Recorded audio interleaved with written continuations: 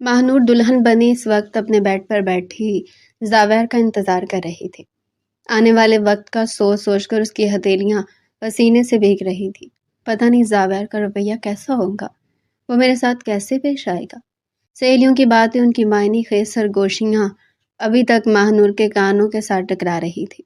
جب سارا نے اسے کہا تھا تمہارا شوہر تو ابھی سے بہت بے تاب لگ رہا ہے، دیکھو کیسے اس کی نظریں دیوانہ وار تمہارے چہرے کا طواف کر رہی ہیں، آج تمہاری خیر نہیں ہے۔ سارا شرارت سے بولنی تو ماہنور کا سارا چہرہ شرم سے لال پڑ گیا تھا۔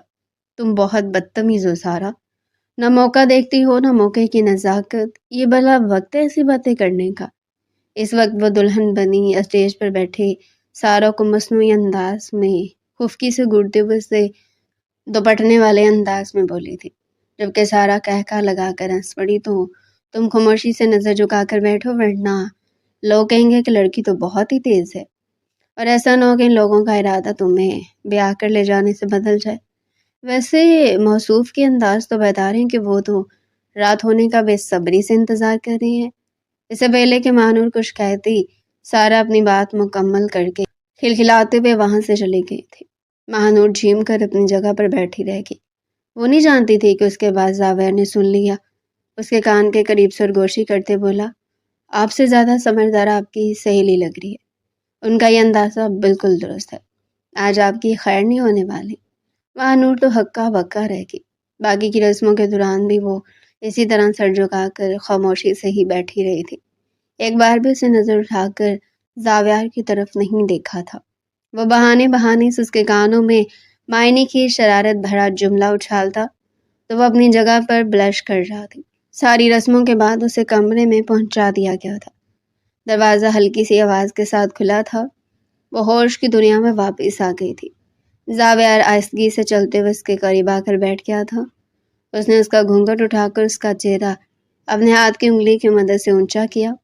تم تو بہت خوبصورت لگ رہی ہو، اور آج کی رات اس زمین پر تم سے زیادہ خوبصورت عورت میرے نزدیک اور کوئی نہیں ہوگی۔ اور دیوانہ وار اس کے چہرے کا طواف کرتے بولا تو ماہنور شرما کر سر جھکا گئی تھی۔ یہ شرمانے اور جھکنے سے کام نہیں چلے گا۔ مجھے شرمانے والی لڑکیاں اچھی نہیں لگتی، بلکہ ساتھ دینے والی لڑکیاں اچھی لگتی ہیں، اور آج کی رات تو میں تمہیں بالکل ویسے ہی دیکھنا چاہتا ہوں جو تمہارے لیے میں نے تصور قائم کیا ہوا تھا۔ ماہنور تو گھبرا گئی تھی۔ کیا مطلب؟ کیا کہنا چاہتے ہیں آپ کی بات نہیں سمجھی۔ وہ تو گھبرا گئی، نہ جانے زاویار اسے کیسی امیدیں وابستہ کر کے اور اس کے بارے میں کیا سوچ رہا ہے، اور اگر وہ اس کی امیدوں پر پورا نہیں اتری تو وہ سوچ کر ہی بوکھلا گئی تھی۔ زاویار کہکا لگا کر ہنس پڑا، کوئی اتنا مشکل کام نہیں بولوں گا تمہیں، فکر مت کرو، کتنا ظالم نہیں ہوں کہ پہلے دن تمہیں کوئی مشکل میں ڈال دوں۔ شروعات آسان کام سے کریں گے، چلو اب آؤ، بہت وقت برباد ہو گیا، تو گھر والوں نے تمہیں میرے کمرے میں بیچنے ہوئے بھی گھنٹے لگا دیے، اب میں مزید بات نہیں کرنا چاہتا۔ وہ بے صبری سے اس کے سر سے پنڈے نکالتے بولا تو ماہنور کا سانس جیسے اوپر نیچے ہونے لگا تھا۔ میری بات سنیں زاویار، میری طبیعت ٹھیک نہیں ہے، مجھے شدید بخار ہے، اور اس سب کے لیے میں ذہنی طور پر تیار نہیں ہوں۔ وہ ہلکا سا احتجاج کرتے ہوئے بول رہی تھی۔ زاویار زور سے ہنس پڑا۔ ایک تم لڑکیوں کے بہانوں سے میں بہت تنگ ہوں، اچھے سے میں جانتا ہوں یہ سب مجھے خود سے دور رکھنے کے بہانے ہیں، اور اب میں تم سے دور رہنے والا نہیں ہوں۔ اگر مجھے تم سے دور ہی رہنا تھا تو مجھے اتنا پیسہ لگا کر تمہیں بیاہ کر اس گھر میں لانے کی کیا ضرورت تھی؟ بیوی کو اسی کام کے لیے تو گھر میں لایا جاتا ہے، اور اگر تم انکار کرو گی تو میں زبردستی کرنے پر مجبور ہو جاؤں گا۔ یکدم ہی اس کے چہرے پر درستگی سے چھا گئی تھی، اور آنکھوں میں غصہ بھی چھلکنے لگا تھا۔ ماہنور گھبرا گئی تھی۔ اب نہ چاہنے کے باوجود بھی اس نے احتجاج نہیں کیا تھا۔ باہر آہستہ آہستہ رات بھیگتی جا رہی تھی، اور اس رات کے گزرنے کے ساتھ ساتھ کمرے کا فسو بھی بڑھتا جا رہا تھا، مگر ماہنور کے لیے جیسے سانس تنگ ہونے لگا تھا۔ جب زاویار کی شدت حد سے بڑھتے ہوئے اسے بے بس کرنے لگی تو وہ ہلکا سا احتجاج کرنے لگی تھی۔ زاویار پلیز بس کر دیں، مجھے درد ہو رہا ہے، مجھ میں اتنی ہمت نہیں ہے، میں آپ کے ہی پاس ہوں، میں کہیں بھاگ نہیں جا رہی۔ مگر زاویار پر اس کے رونے کا आंसुओं का, सिसकियों का कोई असर नहीं हुआ था। एक तो तुम नखरे बहुत करती हो। मैं तुम्हें पहले भी बता चुका हूँ कि मुझे इनकार सुनने की आदत नहीं है, और नखरे करने वाली लड़कियां तो अच्छी लगती ही नहीं हैं।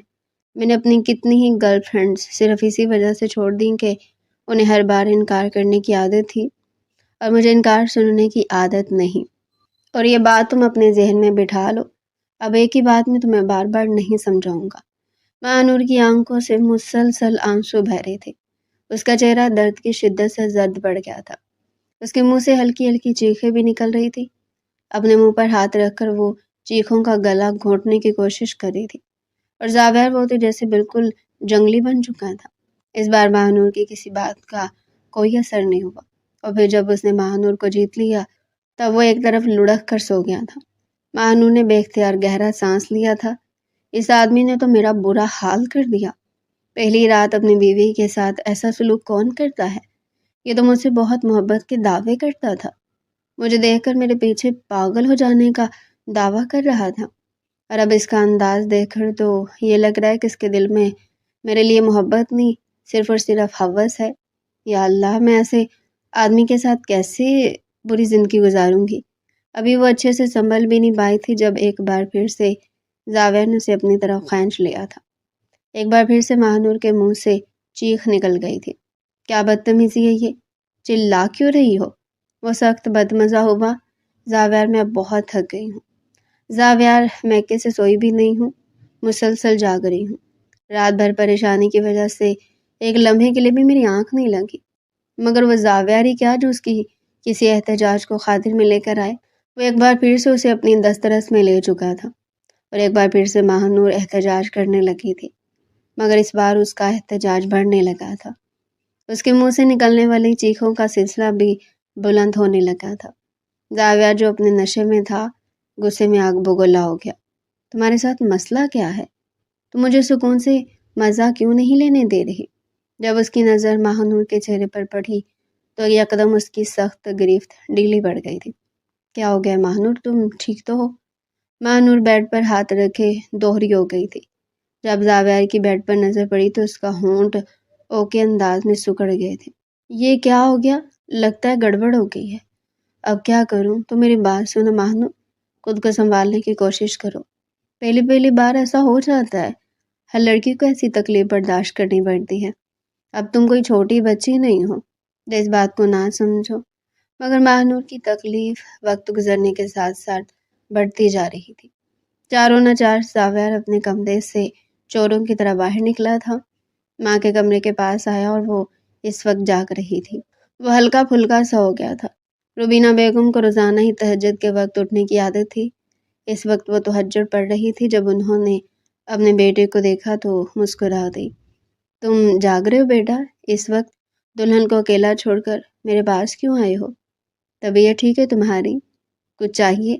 अम्मी, वो असल में वो अपनी बात मुकम्मल के लिए जुमले को तरतीब दे रहा था। रुबीना बेगम उसे देखती रह गई। क्या बात है बेटा, बोलो। तो अम्मी, आप मेरे कमरे में चले, कोई ज़रूरी बात करनी है आपसे। हकलाते हुए उसने अपनी बात मुकम्मल की थी। रुबीना बेगम तो हैरान परेशान रही। क्या बात है बेटा? क्या तुम्हारी महानूर के साथ कोई बात हुई है? देखो, अगर तुम लोगों की किसी बात पर कोई लड़ाई हुई है, कोई इख्तलाफ है, तो इस बात को खुद तुम लोग सुलझा लो। किसी भी तीसरे फर्द को अपनी लड़ाई में शामिल नहीं करते। और वो पहले ही देखो, पराई बच्ची है, जाने उसके दिल में मेरे लिए कैसे ख्यालात पैदा हों। और अगर शुरू में ही मेरे लिए मलाल आ गया तो बाकी वक्त कैसे कटेगा? अम्मी, ऐसी कोई बात नहीं है, आप एक बार कमरे में चलें तो। वो परेशान से उसके साथ कमरे में आ गई थी, मगर जब उनकी नज़र महानूर पर पड़ी तो वो अपना दिल थाम कर रह गई। एक गुस्से भरी नज़र उन्होंने जावेर पर डाली थी। वो नज़रें चुरा कर रह गया। उनका बस नहीं चल रहा था कि वो उसका मुंह थप्पड़ों से लाल कर दे। उन्होंने महानूर को सहारा देकर उठाया था। गाड़ी निकालो, हम दोनों आ रही हैं। ख्याल रखना कि किसी को पता न चले। घर में बहुत सारे मेहमान हैं, वरना तमाशा लग जाएगा। जी अम्मी, बस आदतमंदी से कहता हुआ गाड़ी निकाल कर बाहर ले गया था। वो दोनों पिछले दरवाजे से बाहर गई थी। महानूर मुसलसल सिसकियां ले लेकर रो रही थी। रुबीना बेगम उसे खुद से लगाए उसे दिलासा देने में मसरूफ थी। बेटी, सब्र करो, कुछ नहीं होगा, سب ٹھیک ہوگا، اللہ خیر کرے گا۔ مانور ان کی بیٹی پشمال کی دوست تھی، وہ دونوں کالج میں ایک ساتھ پڑھتی تھی، دونوں ہم عمر تھی اور دونوں کا مزاج بھی بہت ملتا تھا۔ یہی وجہ تھی کہ دونوں کی بہت ہی کم وقت میں آپس میں دوستی ہو گئی تھی۔ پشمال جب بھی گھر آتی تو وہ ماہنور کی باتیں کرتی رہتی، اس کے ساتھ وہ ان پر کتنی ہی دیر تک چپکی رہتی۔ روبینہ بیگم اس معاملے میں بہت ہی زیادہ سخت تھی، انہوں نے کبھی بھی اپنی اولاد کو بے جا ڈھیل نہیں دی تھی۔ بیٹی پر تو انہوں نے خاص کڑی نظر رکھی تھی، مگر زاویار نہ جانے کیسے ان کے ہاتھ سے نکل گیا تھا۔ باپ کا سایہ سر پر نہ ہونے کی وجہ سے وہ بہت ہی زیادہ آزاد خیال ہو گیا تھا۔ پڑھائی میں وہ اچھا تھا، پڑھائی مکمل کرتے ہی وہ ایک ملٹی نیشنل کمپنی میں جاب کرنے لگا تھا۔ گھر کی ضروریات ویسے بھی اس کے ابو کی پینشن سے پوری ہو رہی تھی۔ کچھ ان کی مارکیٹ میں اپنی چلتی ہوئی دکانیں تھیں جن کا کرایہ آتا اور اچھی خاصی آمدنی ہو جاتی تھی، یوں گھر کا گزر بسر اچھے سے ہو رہا تھا۔ شاید یہی وجہ تھی کہ بے فکری اور غیر ذمہ داری نے زاویار کو بہت لاپرواہ بنا دیا تھا۔ اس کی زندگی میں ایک کے بعد ایک لڑکیاں آتی اور وہ ان سے لطف کشید کر کے انہیں استعمال کر کے پھینک دیا کرتا۔ کتنی لڑکیوں نے اس کی وجہ سے خودکشی کی کوشش کی، مگر اسے جیسے کسی بات سے کوئی فرق نہیں پڑتا تھا۔ ایک دو بار اس کی حرکتوں کے بارے میں روبینہ بیگم کو علم ہو گیا، انہوں نے اسے بہت ڈانٹا، بہت برا بھلا کہا، مگر زاویار پر ان کی کسی بات کا اثر نہیں ہوا تھا۔ ہاں اتنا ضرور ہوا تھا کہ اس نے ان لڑکیوں سے اپنے گھر کا ایڈریس اور اپنی ذاتی معاملات بھی چھپائے تھے تاکہ کل کو لا کو وہ اس کے دھوکہ دہی پر اس کے گھر نہ پہنچے۔ روبینہ بیگم اس سے بارہا کہتی تھی، تمہاری بھی بہن ہے، ایک جوان بہن کے بھائی ہو کر بھی تم ایسی حرکتیں کیسے کر سکتی ہو؟ دیکھو جو کچھ تم کر رہے ہو نا، کل کو وہ لوٹ کر تمہاری اپنی بہن کی طرف بھی آ سکتا ہے۔ اگر کل کو کسی نے تمہاری بہن پہ بری نظر ڈالی تو تب تم کیا کرو گے؟ یہ سن کر وہ غصے سے آگ بگولا ہو جاتا۔ امی اگر کسی نے پشمال کی طرف آنکھ اٹھا کر دیکھا تو میں اس کی آنکھیں نکال دوں گا، اور اگر پشمال نے کسی کو اپنی طرف مائل کرنے کی کوشش کی یا کسی نے اس کی طرف تو میں اس لڑکے کی جان لے لوں گا، اور تب آپ مجھے کچھ نہیں کہیں گے، کیونکہ عزت کے لیے میں کچھ بھی کر سکتا ہوں۔ وہ صرف محض دیکھ کر رہ گئی تھی۔ بیٹا اگر تمہیں اپنی عزت کی اتنی ہی پرواہ ہے تو دوسروں کی بھی عزت کرنا سیکھو، مگر وہ سنی انسنی کر جاتا تھا۔ پشمال کو تو وہ کالج میں داخلہ دلانے پر بھی تیار نہیں تھا۔ امی کیا ضرورت ہے اسے کالج بھیجنے کی؟ کیا کرے گی پڑھ لکھ کر؟ کرنی تو وہی ہانڈی چولہا ہے نا، اسے گھر میں بٹھائیں۔ بیٹا لڑکیوں کی تعلیم حاصل کرنا بہت ضروری ہے، اور آج کل کے زمانے میں تو بغیر تعلیم کے لڑکیوں کی زندگی تو بالکل ادھوری ہے، کوئی انہیں پوچھتا بھی نہیں ہے۔ بیٹا کل کو لا کو کوئی مشکل آ جائے تو یہ تعلیم ہی عورت کا سہارا بنتی ہے کہ کوئی نوکری کر کے وہ اپنی ضروریات پوری کر سکے۔ تم اپنی بہن کے مستقبل کو برباد کرنے کی کوشش مت کرو۔ مگر امی آپ نہیں جانتی باہر کا ماحول کیسا ہے، باہر کیسے کیسے لڑکے جو اپنی بات کرتے کرتے خاموش ہو گیا تھا۔ روبینہ بیگم کے لبوں پر تمسکرانہ مسکراہٹ آ گئی تھی۔ باہر ایسے لڑکے ہیں جو تمہاری طرح لڑکیوں کی طاق میں رہتے ہیں اور انہیں اپنے جان میں پھنسانے کی کوشش کرتے ہیں، ہے نا زاویار؟ بات کو کہاں سے کہاں لے جاتی ہیں۔ اب اس میں میرا کیا ذکر، آپ پشمال کو بھیجنا چاہتی ہوں تو بھیج دیں، مگر اسے سمجھا لیں کہ وہ ایسی ویسی کوئی حرکت نہیں کرے گی، ورنہ میں اس کی جان لینے سے گریز نہیں کروں گا۔ پشمال اپنے گھر والوں سے بہت ڈرتی تھی، وہ ان معاملات سے ہمیشہ دور ہی رہی تھی۔ اسے اپنے بھائی سے بہت ڈر لگتا تھا۔ کالج میں جا کر بھی وہ کسی لڑکی سے بھی دوستی نہیں کر پائی تھی۔ جو لڑکیاں آزاد خیال ہوتی اس کی دوستی صرف اور صرف ماہنور کے ساتھ تھی، جو اس کی طرح ایک ڈرپوک سی عام سے گھرانے کی لڑکی تھی۔ وہ تو ان بہنیں تھیں، بہنوں میں ماہنور سب سے بڑی تھی۔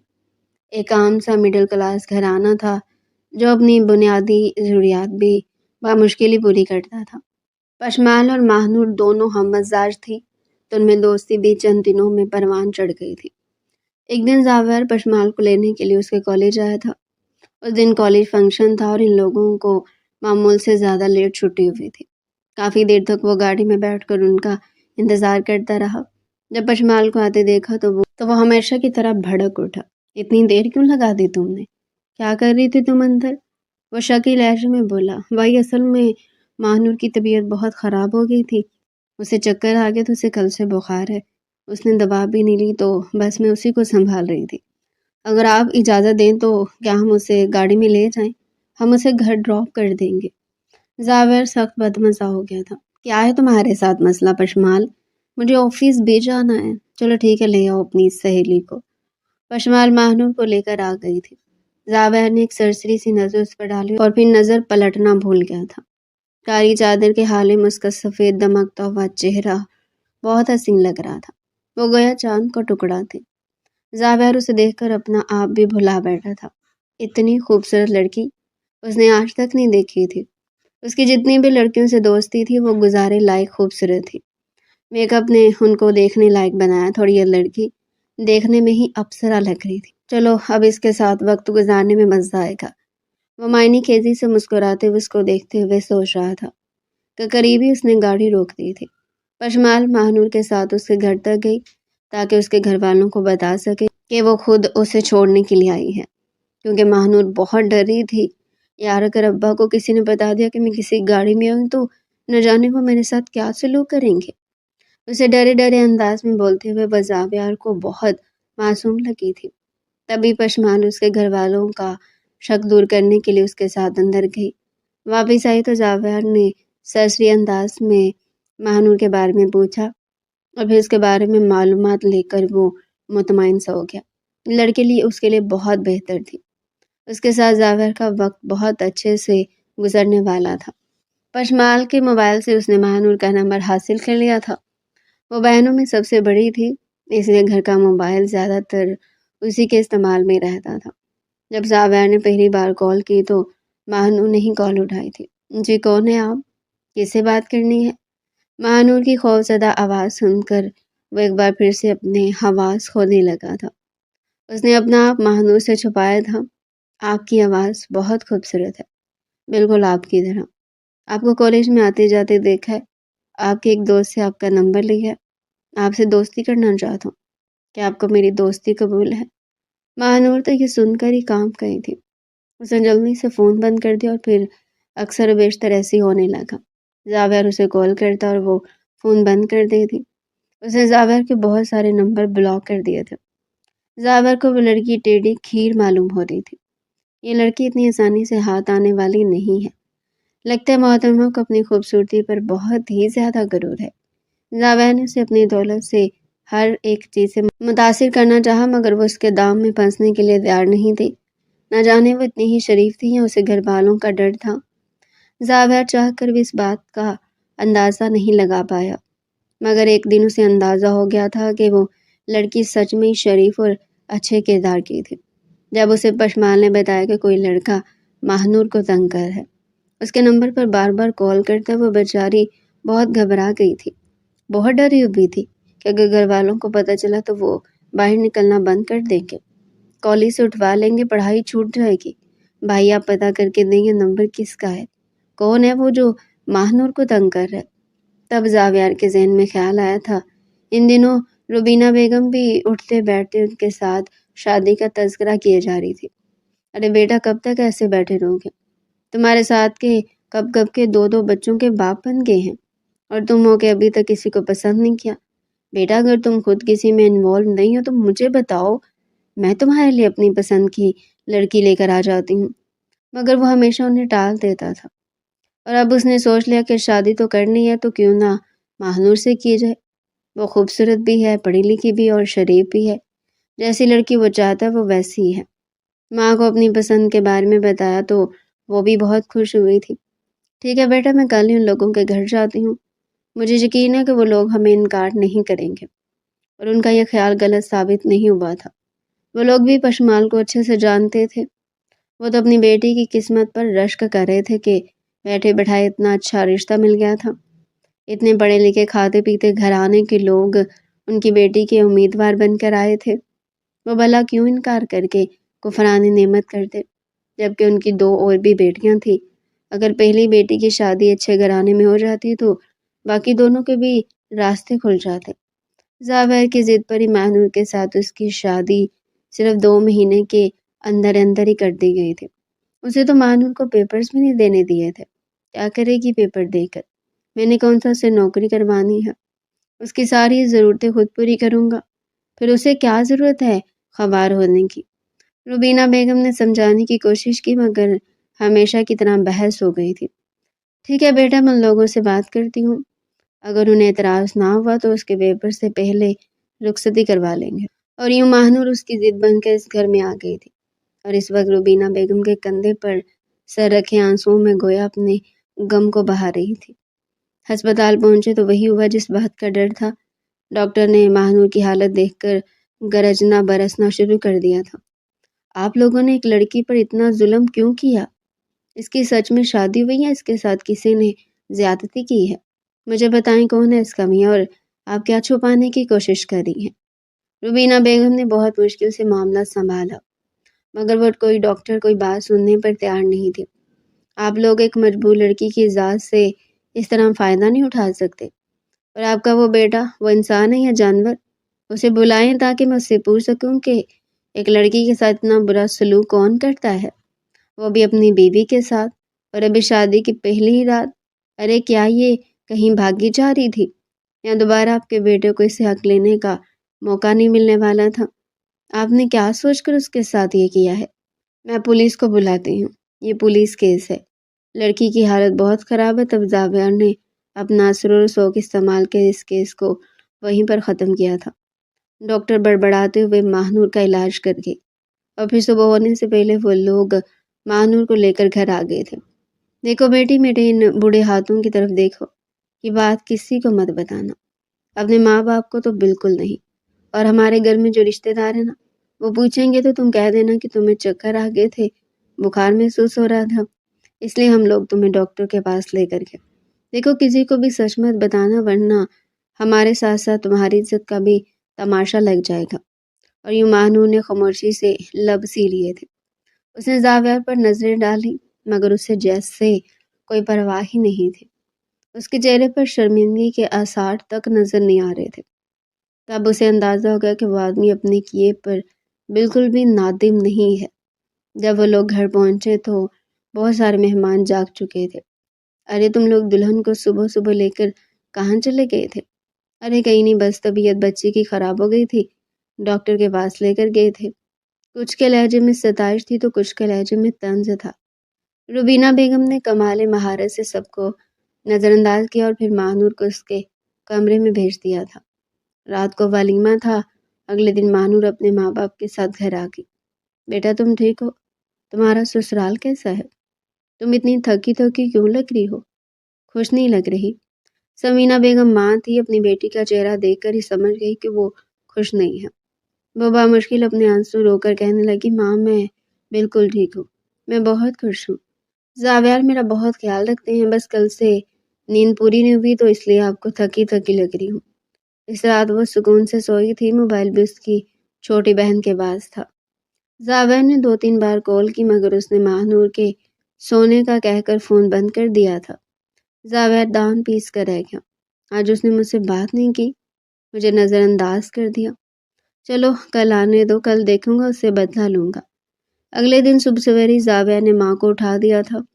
وہ جو فجر کی نماز پڑھ کر سوئی تھی، اب دوپہر تک ان کا نیند پوری کرنے کا ارادہ تھا، مگر زاویہ نے 10 بجے انہیں اٹھا دیا۔ ماں یہ کیا، آپ ابھی تک سو رہی ہیں؟ ہمیں جانا نہیں تھا کیا؟ کہاں جانا بیٹا؟ وہ نیند میں بولی۔ ماں مکلاوے کی رسم کے لیے ماہنور مائکے گئی ہوئی ہے، اسے لینے کے لیے جانے۔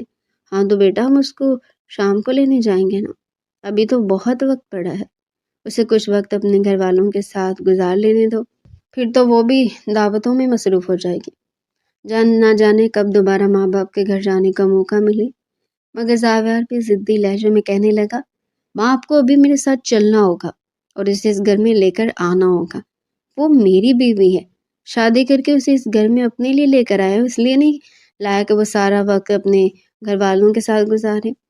روبینہ بیگم نہ چاہتے ہوئے بھی تیار ہو گئی تھی۔ پشوال نے ساتھ جانے کی ضد کی مگر انہوں نے اسے روک دیا تھا۔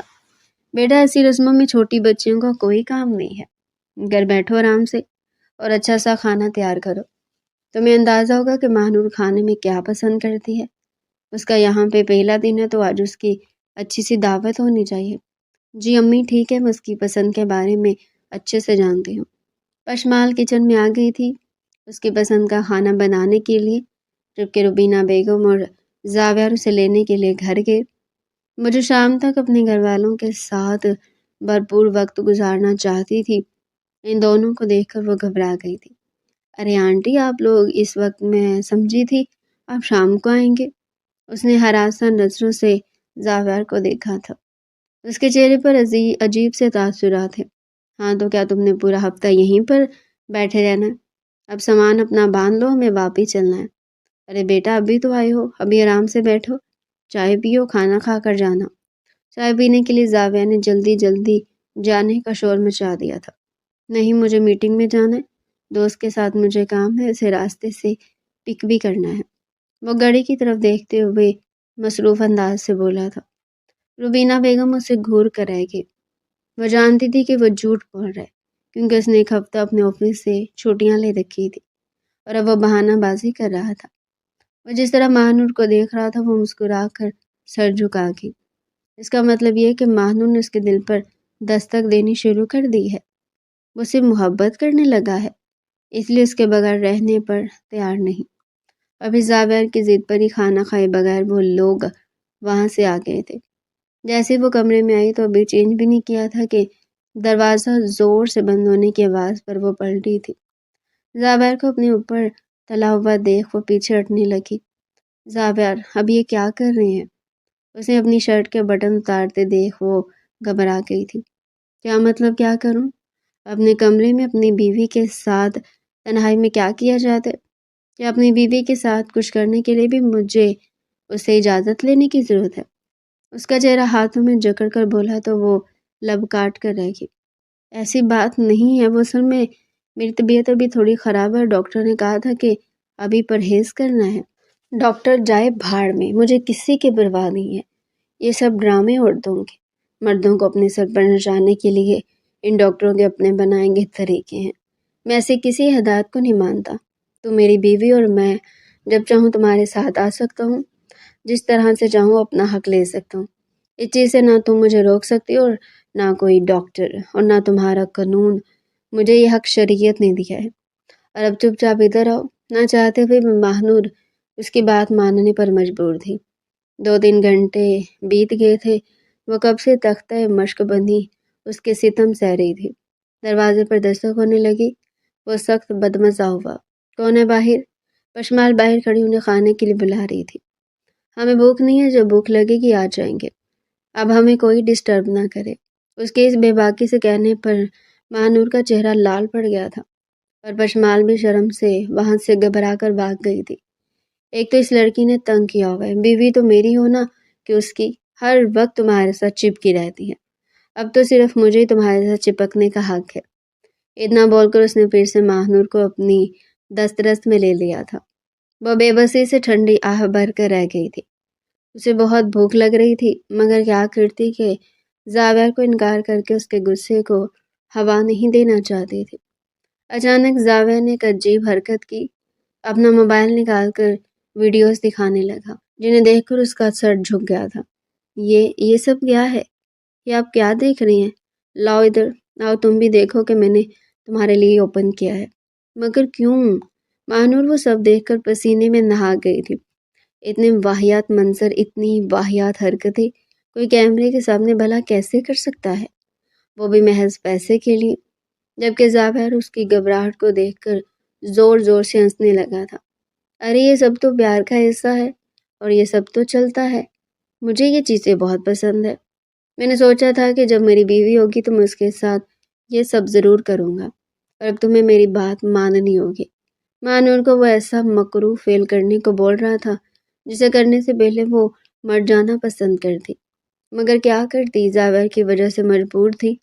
زاویہ نے ماہنور کو اپنے بازوؤں کے حصار میں جکڑ لیا تھا۔ وہ اس کی قربت سے لرز رہی تھی، مگر زاویہ کے لبوں پر ایک فاتحانہ مسکراہٹ تھی۔ اسے اپنی محبت کے جال میں اس طرح قید کرنا چاہتا تھا کہ اسے دنیا و مافیا کی خبر نہ رہے۔ وہ اس کے کان کے قریب جھکا اور اپنی تپتی سانسیں اس کی گردن پر چھوڑتے ہوئے بولا، تم میری ہو ماہنور، صرف میری، اور میں تمہیں اس طرح چاہوں گا کہ تم خود کو بھول جاؤ گی۔ ماہنور کی آنکھیں موند گئی، وہ اس کی شدتوں کے سامنے بے بس تھی۔ زاویہ نے اس کے چہرے کو ہاتھوں کے پیالے میں بھرا اور اس کی آنکھوں میں جانگتے ہوئے بولا، مجھے تمہاری یہ خاموشی اور تمہارا یہ ڈر بہت پسند ہے، یہ مجھے مزید اکساتا ہے۔ وہ اس کے ماتھے پر اپنے لب رکھتے ہوئے بولا، آج کی رات تمہارے نام ہے اور میں تمہیں وہ سب دکھاؤں گا جو تم نے کبھی خواب میں بھی نہیں سوچا ہوگا۔ ماہنور کے دل کی دھڑکنیں تیز ہو رہی تھی، وہ چاہ کر بھی اسے خود سے دور نہیں کر پا رہی تھی۔ زاویہ کا لمس اس کے پورے وجود میں سرایت کر رہا تھا۔ وہ اس کی زلفوں سے کھیلتے ہوئے بولا، تمہاری خوشبو مجھے دیوانہ بنا دیتی ہے۔ میں نے اتنی لڑکیاں دیکھی مگر تمہارے جیسا جادو کسی میں نہیں تھا۔ اسے بیڈ پر لٹاتے ہوئے اس کے اوپر جھکیا۔ اس کی نظروں میں ایک عجیب سی چمک تھی جو ماہنور کو خوف زدہ بھی کر رہی تھی اور ایک عجیب سے احساس میں مبتلا بھی کر رہی تھی۔ زاویہ نے اس کے ہاتھوں کو اپنے ہاتھوں میں لیا اور انہیں اپنے لبوں سے چھوتے ہوئے بولا، تم میری ملکہ ہو اور میں تمہارا وہ شہزادہ جو تمہیں اپنی دنیا کی سیر کرائے گا۔ اس کے گلے میں اپنا چہرہ چھپاتے ہوئے اس کے وجود کی مہک کو خود میں اتارنے لگا۔ ماہنور نے سسک بھر کر اس کے بالوں میں انگلیاں پھنسائی۔ اس کے پیار کے اس بے باک انداز سے واقف نہیں تھی، مگر اب اسے اس کا عادی ہونا تھا۔ زاویہ اس کے وجود کے ہر حصے کو اپنی ملکیت ثابت کر رہا تھا۔ اس کے کان کی لو کو چھوتے ہوئے بولا، شرماؤ مت ماہنور، میں تمہارا شوہر ہوں اور مجھے تم پر پورا حق ہے۔ اس کے لبوں کے قریب آیا اور انہیں اپنے لبوں کی گرفت میں لے لیا۔ ایک ایسا لمحہ تھا جس نے ماہنور کے ہوش اڑا دیے تھے۔ وہ اس کی گرفت میں پگھلتی جا رہی تھی۔ زاویہ کا رومانس ایک طوفان کی طرح تھا جو سب کچھ بہا کر لے جانا چاہتا تھا۔ اس کے لباس کی گرہیں کھولتے ہوئے بولا، میں تم دنیا کی سب سے حسین عورت بنانا چاہتا ہوں۔ وہ اس کی جلد پر اپنے لمس کے نشان چھوڑ رہا تھا۔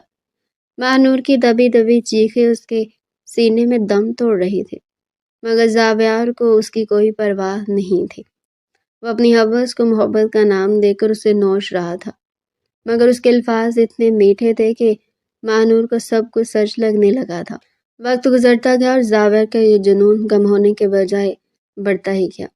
وہ ہر رات ایک نئے روپ میں اس کے سامنے آتا، کبھی وہ بہت نرم دل بن جاتا تو کبھی اس کی درستگی ماہنور کو رلا دیتی، مگر اس کے پیار کرنے کا انداز ہمیشہ ایسا ہی رہا۔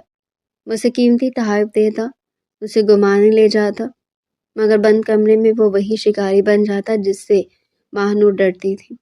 1 سال کا عرصہ بیت گیا اور اس دوران ماہنور کی زندگی میں ایک بڑی تبدیلی آئی۔ وہ خوبصورت بیٹی کی ماں بن گئی تھی۔ ننھی پری کے آنے سے گھر میں رونق تو آئی، مگر زاویہ کا رویہ ماہنور کے ساتھ ذرا بھی نہ بدلا۔ وہ آج بھی اسے اپنی جاگیر سمجھتا تھا۔ بیٹی کے پیدا ہونے کے بعد بھی اس کی راتوں کی بے باکی میں کوئی کمی نہ آئی، بلکہ اب وہ مزید مطالبے کرنے لگا تھا۔ ایک رات جب ماہنور اپنی بیٹی کو سلا کر لیٹی تھی کہ زاویہ کمرے میں داخل ہوا۔ اس کی نظروں میں وہی پرانی پیاس تھی۔ اس نے ماہنور کو پیچھے سے آغوش میں لیا اور اس کے کندھے پر اپنے لب رکھتے ہوئے بولا، اب تو ہماری بیٹی بھی آ گئی ہے، اب تو تمہیں مزید نکھر جانا چاہیے۔ ماہنور نے تھکے ہوئے لہجے میں کہا، زاویہ میں بہت تھک گئی ہوں، سارا دن بچی کے ساتھ گزر جاتا ہے، مجھے تھوڑا سکون چاہیے۔ زاویہ نے اسے اپنی طرف گھمایا اور غصے سے بولا، سکون تمہیں میرے پاس ملے گا ماہنور، یاد رکھو تم پہلے میری بیوی ہو پھر کسی کی ماں، میری ضروریات تمہاری پہلی ترجیح ہونی چاہیے۔ اسے زبردستی اپنے قریب کرنے لگا۔ ماہنور کی آنکھوں میں آنسو آ گئے، مگر زاویہ نے انہیں اپنے لبوں سے چن لیا اور بولا، یہ تمہارے آنسو مجھے اور بھی زیادہ مشتعل کرتے ہیں۔ مجھے لگ رہا ہے کہ تم ابھی بھی مجھ سے دور بھاگنے کی کوشش کر رہی ہو۔ اس کے لباس کو بے دردی سے کھینچتے ہوئے بولا، میں تمہیں بتا چکا کہ مجھے انکار پسند نہیں۔ وہ ایک بار پھر اس کے وجود پر ٹوٹ پڑا۔ بیٹی کے رونے کی آواز آئی تو ماہنور نے جانے کی کوشش کی، مگر زاویہ نے اس کی کمر میں بازو ڈال کر اسے بیڈ پر پٹخ دیا اور بولا، اسے رونے دو، وہ چپ ہو جائے گی، تم یہاں میرے پاس رہو۔ وہ اس کے چہرے کا طواف کرتے ہوئے اسے اپنی گرفت کے نشے میں دھت کرنے لگا۔ اس کی انگلیاں ماہنور کے بدن پر کسی سانپ کی طرح رینگ رہی تھی۔ وہ اس کے ہر انگ کو اپنا بنا رہا تھا۔ زاویار کا رومانس اب ایک سزا بنتا جا رہا تھا، مگر وہ اسے محبت کے حسین لبادے میں لپیٹ کر پیش کرتا۔ اسے کہتا، دیکھو میں تمہیں کتنی اہمیت دیتا ہوں، میں نے تمہارے لیے کیا کچھ نہیں کیا۔ مگر ماہنور جانتی تھی کہ وہ یہ سب صرف اس کے جسم تک محدود ہے۔ وہ اس کی روح کو نہیں دیکھتا تھا، صرف اس کے گوشت پوشت سے کھیلنا جانتا تھا۔ رات بھیگتی جا رہی تھی اور کمرے میں زاویار کی باری سانسوں اور ماہنور کی سسکیوں کے سوا کچھ نہ تھا۔ زاویار اس کے بالوں کو مٹھی میں جکڑ کر بولا، تم میری وہ ضرورت ہو جسے میں کبھی ختم نہیں ہونے دینا چاہتا۔ اس کے ہونٹوں کو بے دردی سے چوستے ہوئے اسے بحال کر رہا تھا۔ اس کے ہاتھ ماہنور کے وجود کے حساس حصوں پر بڑی بے باکی سے گم رہے تھے۔ اسے اپنی انگلیاں چوسنے کو کہتا اور جب وہ ہچکچاتی تو وہ اسے دھمکاتا اور اسے ایسی حرکتیں کرنے پر مجبور کرتا جو اس نے گندی ویڈیوز میں دیکھ رکھی تھی۔ ماہنور کا ضمیر اسے ملامت کرتا، مگر زاویار کا جنون اسے خاموش کروا دیتا۔ اسے کہتا کہ یہ سب جدید دور کی محبت ہے اور تمہیں میرا ساتھ دینا ہوگا۔ اس کے اوپر مکمل طور پر حاوی ہو چکا تھا۔ اس کا وزن ماہنور کے لیے ناقابل برداشت تھا، مگر وہ اس کے پیار کے اس وحشیانہ انداز کو سہنے پر مجبور تھی۔ زاویار نے اس کے گلے میں کاٹتے ہوئے بولا، تم میری محبت کے نشان اپنے جسم پر سجائے رکھو تاکہ دنیا کو پتہ چلے کہ تم کس کی ملکیت ہو۔ اس کے جسم کے ہر نشیب و فراز سے واقف ہو چکا تھا اور اسے اپنی انگلیوں کے اشارے پر نچانا چاہتا تھا۔ اس کی بیٹی کا رونا اب دم توڑ چکا تھا، مگر ماہنور کا اندرونی کرب بڑھتا ہی جا رہا تھا۔ زاویار نے اسے اپنی باہوں میں جکڑ کر کہا، اب بتاؤ کیا تمہیں اب بھی درد ہو رہا ہے یا اب تمہیں مزہ آنے لگا ہے؟ اس کے چہرے پر اپنی گرم سانسیں پھینکتے ہوئے بولا، میں تمہیں وہ سب سکھاؤں گا جو تم نے کبھی سوچا بھی نہ ہوگا۔ اسے مختلف پوز میں آنے کو کہتا اور جب وہ تھک کر ہمت ہار جاتی تو وہ اسے نئی توانائی دینے کے بہانے پھر سے اپنے حصار میں لے لیتا۔ اس کی راتیں اسی طرح کے ہنگاموں میں گزرتی تھی جہاں محبت کم اور ہوس زیادہ تھی۔ زاویار کا رویہ بیٹی کی پیدائش کے بعد بھی 1 انچ نہ بدلا، بلکہ وہ اب زیادہ خود غرض ہو گیا تھا۔ اسے صرف اپنی تسکین چاہیے تھی، چاہے ماہنور کی حالت کیسی ہی کیوں نہ ہو۔ اسے کہتا کہ تم نے ابھی تک خود کو مینٹین نہیں کیا، تمہیں اور بھی زیادہ پرکشش ہونا چاہیے۔ اسے جدید لباس پہننے پر مجبور کرتا جو اس کے جسم کی نمائش کرتے۔ ماہنور جب بھی احتجاج کرتی وہ اسے شریعت و شور کے حقوق کا حوالہ دے کر خاموش کروا دیتا۔ وہ کہتا کہ بیوی کا کام شوہر کو خوش کرنا ہے اور اگر تم یہ نہیں کر سکتی تو تم گناہ گار ہو۔ ماہنور کی زندگی ایک بوجھ بن چکی تھی جہاں ہر رات اسے ایک نئی اذیت سے گزرنا پڑتا تھا۔ زاویار کو وہ رومانس جو شروع میں ہی اسے اچھا لگتا تھا اب اسے نفرت محسوس ہوتی ہے۔ وہ اسے چومتا تو اسے گھن آتی، وہ اسے چھوتا تو اسے تکلیف ہوتی، مگر وہ خاموش تھی کیونکہ اس کے پاس جانے کا کوئی راستہ نہیں تھا۔ وہ اپنی بیٹی کی خاطر سب کچھ سہ رہی تھی۔ زاویار نے اس کے جسم کو ایک کھلونے کی طرح استعمال کرنا شروع کر دیا تھا۔ وہ ہر رات نئی فلمیں دیکھتا اور پھر وہی سب ماہنور پر آزماتا۔ اسے کہتا کہ اگر تم میرا ساتھ نہیں دو گی تو میں باہر جاؤں گا اور کسی اور کے پاس اپنی پیاس بجھاؤں گا۔ یہ دھمکی ماہنور کو توڑ کر رکھ دیتی۔ وہ نہیں چاہتی تھی کہ اس کی بیٹی کا باپ کسی اور عورت کے پاس جائے، اس لیے وہ خود کو اس کی آگ میں جھونک دیتی۔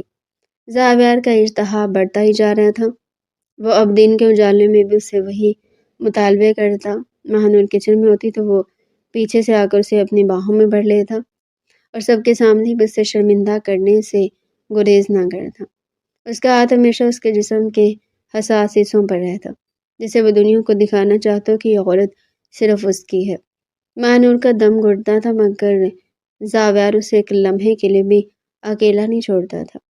اس کی محبت ایک ایسی قید تھی جس کی دیواریں ہوس کی اینٹوں سے بنی تھی۔ اسے کہتا کہ ماہنور تم میری زندگی کی سب سے بڑی کامیابی ہو، مگر ماہنور جانتی تھی کہ وہ اس کی کامیابی نہیں بلکہ اس کا شکار ہے۔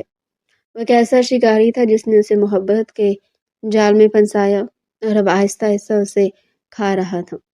1 سال بعد بھی جب وہ اپنی بیٹی کو دیکھتی تو اسے ڈر لگتا کہ کہیں اس کی بیٹی کی زندگی بھی کسی ایسے انسان کے ساتھ نہ جڑ جائے۔ زاویار کا رومانس اب ایک مسلسل جاری رہنے والا عذاب تھا جس کا کوئی اختتام نہیں تھا۔ وہ ہر رات اسے اپنی دسترس میں لیتا اور اسے یہ باور کرواتا کہ اس کے بغیر کچھ بھی نہیں ہے۔ اس کے پیار کرنے کے طریقے اتنے عجیب اور وحشیانہ تھے کہ مانور اکثر بیمار رہنے لگی، مگر زاور کو اس کی بیماری سے کوئی سروکار نہیں تھا۔ وہ کہتا کہ محبت سب درد ٹھیک کر دیتی ہے، اور پھر وہ اسے اپنے لمس کی تپش میں جلا کر راکھ کر دیتا۔ اس کی زندگی کے 1500 سے زائد لمحات اسی کرب میں گزرے تھے، جہاں ہر سیکنڈ اسے اپنی بے بسی کا احساس ہوتا تھا۔ زاور کا لہجہ میٹھا تھا مگر اس کے فعل تلخ تھے۔ وہ اسے شہد کی زبان سے زہر پلاتا تھا اور مانور وہی زہر پی کر جی رہی تھی۔ اس کی بیٹی کا معصوم چہرہ ہی اسے ہمت دیتا تھا، ورنہ وہ کب کی ٹوٹ کر بکھر چکی ہوتی۔ زاور کا جنون اب ایک جن بن چکا تھا جو اسے ہر وقت اپنی گرفت میں رکھتا۔ وہ اس کے لباس، اس کے اٹھنے بیٹھنے، یہاں تک کہ اس کے سانس لینے پر بھی پہرا بٹھا چکا تھا۔ وہ چاہتا تھا کہ مانور صرف اس کے لیے جیے اور اس کے اشاروں پر مرے۔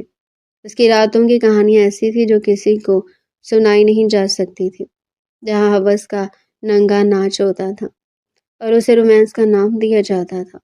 زاور کا رویہ ایک ایسی حقیقت بن چکا تھا جس سے فرار ممکن نہیں تھا۔ اسے ہر روز ایک نئی اذیت دیتا اور پھر صبح ہوتی ایسا بن جاتا جیسے اس سے زیادہ چاہنے والا کوئی ہو ہی نہیں۔ اسے ناشتہ بنا کر دیتا، اسے پیار بھرے میسج کرتا، مگر ماہنور جانتی تھی کہ یہ سب اگلی رات کی تیاری ہے۔ وہ اسے ذہنی طور پر مفلوج کر رہا تھا تاکہ وہ کبھی اس کے خلاف آواز نہ اٹھا سکے۔ اس کی محبت کا یہ انداز ایک ایسا زہریلا سام تھا جو اسے ڈس بھی رہا تھا اور اسے اپنی لپیٹ میں بھی لیے ہوئے تھا۔ ماہنور کی زندگی اب صرف ایک مشینی عمل بن کر رہ گئی تھی، جہاں اسے صرف زاور کی خوشی کا خیال رکھنا تھا، چاہے اس کی اپنی خوشی اور سکون کہیں دفن کیوں نہ ہو گئے ہوں۔ زاور کا یہ سفر جاری تھا اور وہ ہر گزرتے دن کے ساتھ اپنی ہوس کے نئے ریکارڈ قائم کر رہا تھا۔ اسے اس بات کی ذرا بھی پرواہ نہیں تھی کہ مانور کا جسم اور روح اس کے ان مظالم سے چھلنی ہو چکے ہیں۔ وہ تو بس اپنی تسکین کا اسیر تھا اور مانور اس تسکین کا واحد ذریعہ تھی جس پر وہ اپنا پورا زور آزماتا تھا۔ اس کی بیٹی کے جھولے کی آواز اور زاور کی ہوس بھری پکار کے درمیان مانور کی زندگی کہیں کھو گئی تھی۔ وہ اب صرف ایک زندہ لاش تھی جسے زاور اپنی مرضی سے سجاتا اور اپنی مرضی سے نوچتا تھا، اور یہ سلسلہ اب رکنے والا نہیں تھا کیونکہ زاور کو انکار سننے کی عادت نہیں تھی اور مانور کو اب خاموشی کی عادت ہو گئی تھی۔ اس کا وجود اب درد کا عادی ہو چکا تھا اور اس کی روح پکار پکار کر تھک چکی تھی، مگر زاور کا رومانس اسی طرح جاری تھا جیسے کوئی نہ ختم ہونے والا طوفان ہو جس نے سب کچھ اجاڑ کر رکھ دیا ہو اور وہ اس اجڑے ہوئے چمن میں اپنی جیت کا جشن منا رہا ہو۔ مانور کے آنسو اب خشک ہو چکے تھے اور اس کی آنکھوں میں صرف ایک گہرا سناٹا تھا جو زاور کی ہر حرکت کو خاموشی سے دیکھتا رہتا تھا، مگر زاور کو اس سناٹے سے کوئی غرض نہ تھی۔ اسے تو بس اس کا جسم چاہیے تھا جو اسے ہر حال میں میسر تھا، اور وہ اسے اپنی ہوس کی آگ میں جونگتا رہتا تھا، اور یہ آگ بجھنے کا نام نہیں لے رہی تھی بلکہ وقت کے ساتھ ساتھ مزید بھڑکتی جا رہی تھی، اور ماہنور اس آگ کا ایندھن بنی ہوئی تھی جس کی کوئی منزل نہیں تھی اور نہ ہی کوئی نجات کا راستہ نظر آتا تھا۔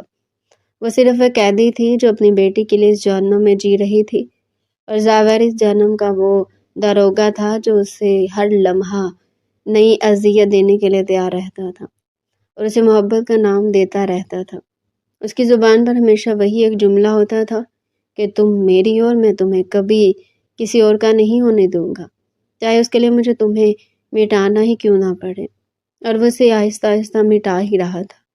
اس کے وجود سے، اس کی شخصیت سے، اس کی پہچان سے سب کچھ چھین کر اسے صرف ایک آلہ بنا دیا تھا جو اس کی خواہشات کو پورا کرتا تھا، اور یہ کہانی اسی طرح چلتی جا رہی تھی جس کا کوئی انجام نہیں تھا، صرف درد تھا اور ہوس کا وہ سمندر جس میں ماہنور ڈوبتی جا رہی تھی، اور زاور ساحل پر کھڑا مسکرا رہا تھا کیونکہ اس نے اسے جیت لیا تھا اور اب وہ اسے کبھی ہارنے نہیں دینا چاہتا تھا، چاہے اس کی قیمت کچھ بھی ہو۔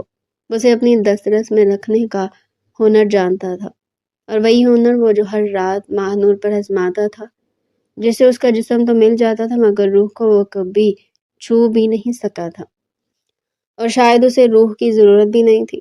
اسے تو بس اس جسمانی کھیل سے غرض تھی جو وہ بڑی مہارت سے کھیل رہا تھا، اور ماہنور اس کھیل کا ایک بے جان مہرہ تھی جسے وہ جہاں چاہتا تھا وہاں رکھ دیتا تھا اور وہ وہیں پڑی رہتی تھی۔ اس کی زندگی کا ایک ایسا سال ایک صدی پر محیط تھا جہاں ہر دن ایک نئی موت تھی اور ہر رات ایک نیا جنم جو صرف اذیت کے لیے تھا، اور زاویر اس اذیت کا خالق تھا جو اپنی تخلیق پر ناز کرتا تھا اور اسے دنیا کی سب سے بڑی محبت قرار دیتا تھا۔ مگر یہ محبت نہیں تھی، یہ تو صرف ایک انسان کا دوسرے انسان پر غلبہ تھا جو طاقت اور ہوس کے بلبوتے پر حاصل کیا گیا تھا، اور معنی اس غلبے کے نیچے دبی سسک رہی تھی جس کی آواز سننے والا کوئی نہیں تھا سوائے اس دیوار کے جو خاموش تماشائی بنی سب دیکھ رہی تھی اور زاویر کی وحشت کو اپنے اندر جذب کر رہی تھی۔ یہ سلسلہ یوں ہی جاری رہا اور مانور کا وجود آہستہ آہستہ ختم ہوتا گیا، مگر اس کی بیٹی کی مسکراہٹ اسے جینے پر مجبور کر دے رہی، چاہے وہ جینا کتنا ہی تلخ کیوں نہ ہو۔ وہ صرف اپنی ممتا کے سارے ہوس کے سمندر میں تیر رہی تھی اور کنارے کی تلاش میں تھی جو شاید اسے کبھی ملنا ہی نہیں تھا، کیونکہ زاویر نے اسے اپنی گرفت میں اس طرح جکڑ لیا تھا کہ وہاں سے نکلنا ناممکن تھا، اور وہ اسی قید کو اپنی تقدیر سمجھ کر قبول کر چکی تھی۔ اسی دوران زاویر کی بہن پشمال کی شادی طے پا گئی، پورا گھر خوشیوں سے مہک رہا تھا، مگر مانور کا دل کسی آنے والے طوفان کی آہٹ سن رہا تھا۔ زاویر اپنی بہن کے لیے بہت خوش تھا۔ اس نے پشمال کی شادی ایک کھاتے پیتے گھرانے میں کی تھی جہاں لڑکا فضا نامی ایک وچی نوجوان تھا۔ شادی کی تمام رسومات دھوم دھام سے ہوئی اور آخر کار رخصتی کا دن آ گیا۔